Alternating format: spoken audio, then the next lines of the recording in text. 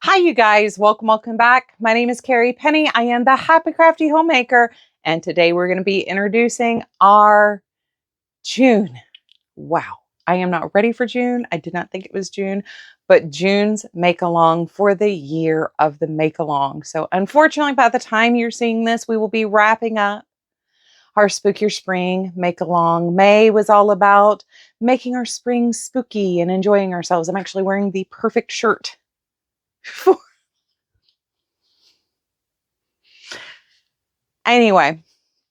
So on to June, and what are we going to be focusing on this month? So I have my handy dandy printout that I did.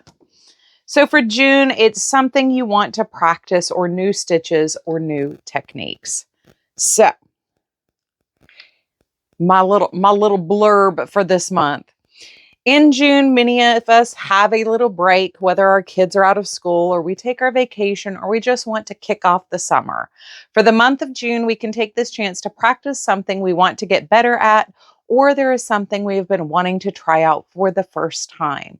It doesn't have to be something large like taking on a new craft. It could be small, like wanting to practice picking up stitches on the sides or learning new ways of doing color work. So I think for my new skill or practicing, what I'm going to focus on is spinning, hence the giant pluffs in the thumbnail picture. So the yarns I'm showing are from Hillside Farm, I believe. I think I have a receipt down here. These are yarns that rovings that I have picked up from them at the Southern Comfort Fiber Market, which will be coming up here in August. It's August 8th and 9th this year in Charlotte. So if you're interested in coming, I'm just saying it'll be fun. It always is.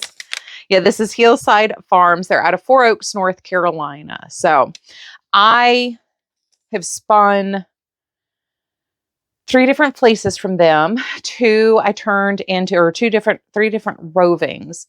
2 I blended together to do my 70 Sunrise yarn last year.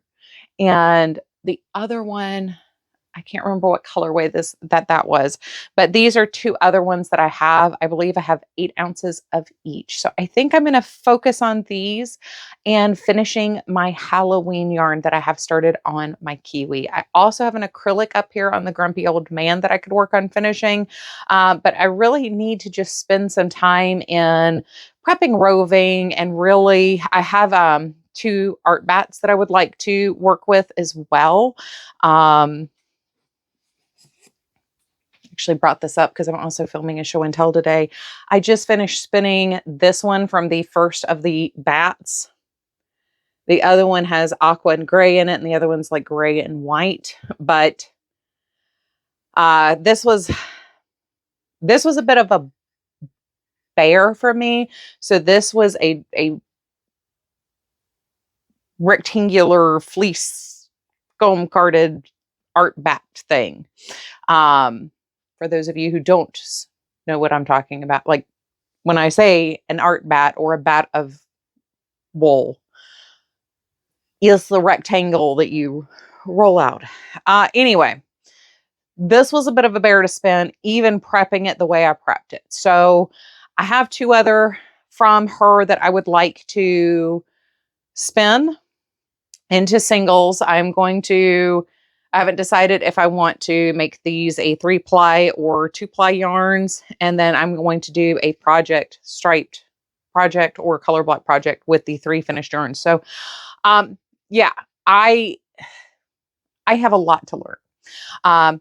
So that is what I'm going to be focusing on this month. I think I was thinking about doing maybe some short rows. There are a couple of different short row projects that use different ways of wrapping and picking up your short rows. So I had thought about doing some short row projects maybe, and working some more on knitted lace. I have a couple of knitted lace projects I want to make anyway. So some combination of playing with those as well.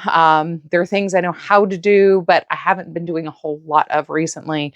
Spinning, I just have a whole lot more left to learn because this is still very new for me. So I think over the years, I've probably only spun maybe 3 pounds of yarn, maybe 4 pounds.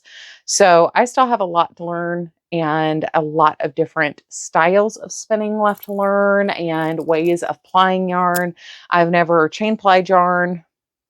And apparently there's a whole different there's different ways of chain plying. So